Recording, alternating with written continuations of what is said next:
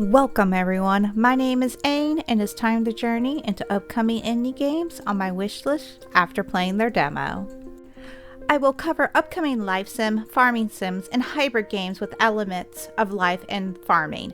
The Steam Next Fest featured all of these games with a demo. Because these are demos, I will not fully review them here as the demos are time limited and my schedule did not allow me to create a solid review. All of these games are ones that I want to play once they are released. I will do a proper review of them at that time. Also, there's no preference for these games other than the order that I played the demos.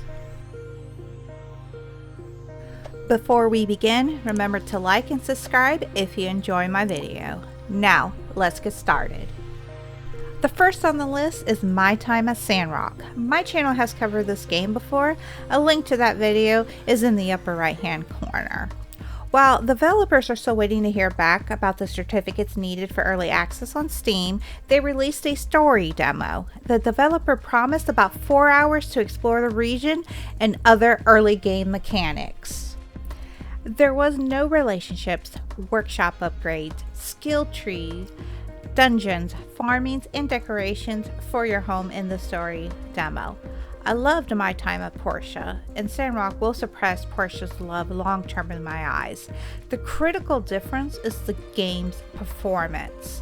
Portia's engine is a performance nightmare at times. The loading of the world can shutter your game and be unbearable at times.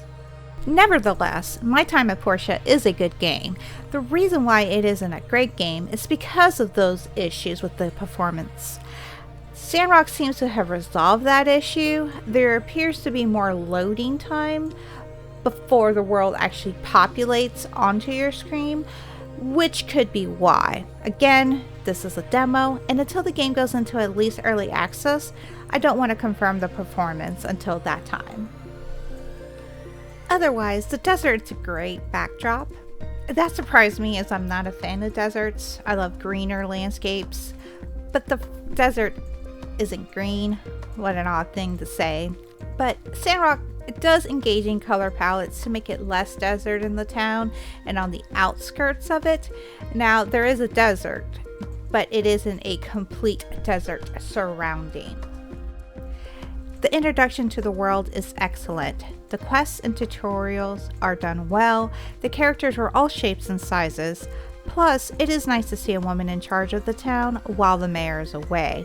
Also, there is no rival builder in Sandrock, but there isn't to say there may not be another rival in the game. Pathia has a great title coming, and I can't wait to see the farming difference or improvement, depending on how serious you take your farming sims. My only real question is, can I romance Logan? I hope so. Our next game is Kitaria Fables. I heard about this game and then I played the demo, and wow, just wow.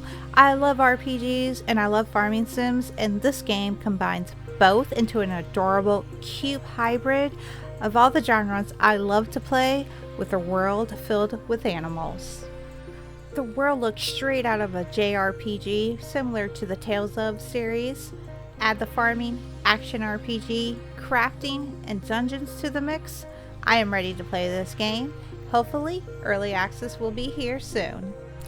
Before I get ahead of myself, this game begins with the main characters being sent to Paw Village per the request of the mayor to help the increasing monster threat towards them. Long ago, the calamity started similarly, and those who stopped it before are no longer around. The Empire banned magic. The local sage gave you a spellbook, and after reading it, you woke up the following day with the ability to do magic. You learned that your grandfather could do magic, and now it's time for you to stop the next calamity. In addition, you can customize the look of the main character with the mirror in his grandfather's home. Save without sleeping. You will have a stamina bar and aim with the direction your character is facing with the WASD keys. Death means you lose the rest of the day and wake up in your bed. But, of course, that happened during a random encounter and not during a quest fight. Otherwise, it's a laid-back experience playing the game, and I'm looking forward to its full release on September 1st, 2021. The last game we'll be covering is Little Witch in the Woods. Ellie is transferred from her school to be an apprentice to another witch in another town for 3 years. Her train stops for unknown reason, and Ellie decides to check out the shiny tree at the top of the train since the train won't leave until morning.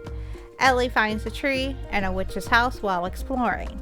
Since she wants a comfy bed for the night, she decides to sleep at the witch's house and wakes up to the train's whistles. She hurries off to make sure she doesn't miss it, but she did end up missing it as a gaga bird was making the whistling noise of the train.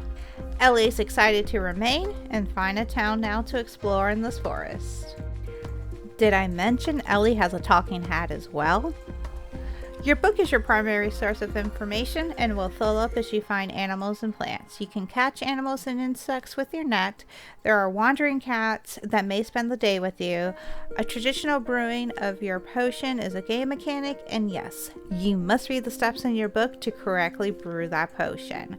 That includes what to use, how to heat the cauldron, and the direction to stir. I will test in the future what happens if you fail to complete the steps correctly after it's been released into early access. This game is adorable and wholesome. Ellie's curiosity leads her into unknown forests. That curiosity is driving to propel the story forward, and also why she is fearless in her actions. The RPG title will have a full tale to complete. The developer has stated they want to expand the content after the story to continue playing the game.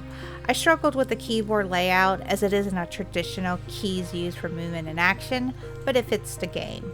My main concern is how long the story is. The developer is brainstorming the endgame content to extend beyond that story, and I've wondered if the developer had a change of heart of making it more of a life sim than just an RPG, but we will find out more once this game releases into early access later this year. Now, I want to go over 2 honorable mentions. They are on my radar. I'm not 100% sure that I will be getting them, but I will definitely keep my eye on them and watch the development of these games to see if they will be on my to-buy list. Spirit of the Island is a life sim where your goal is to turn the island into a tourist destination. The game will include farming, battles to win, locals to befriend and help. It will be in early access, release on Steam at some point, and it does offer co-op for 2 players only online. Ryewood Town is your traditional farming sim game. You can tame animals, fight monsters, craft items, and customize your home. This game doesn't seem any different from other farming sims, but there is nothing wrong with that. Every game will still offer its unique take on the genre. Also, there will be character customization in the future. I confirmed it with the developer on Steam. Those are my upcoming live sim, farming sims, and hybrids from the Steam Next Fest on my to-buy list, and keeping an eye on the development. Which one of these are you planning on getting? Was there another one I didn't mention? Please let me know in the comments below.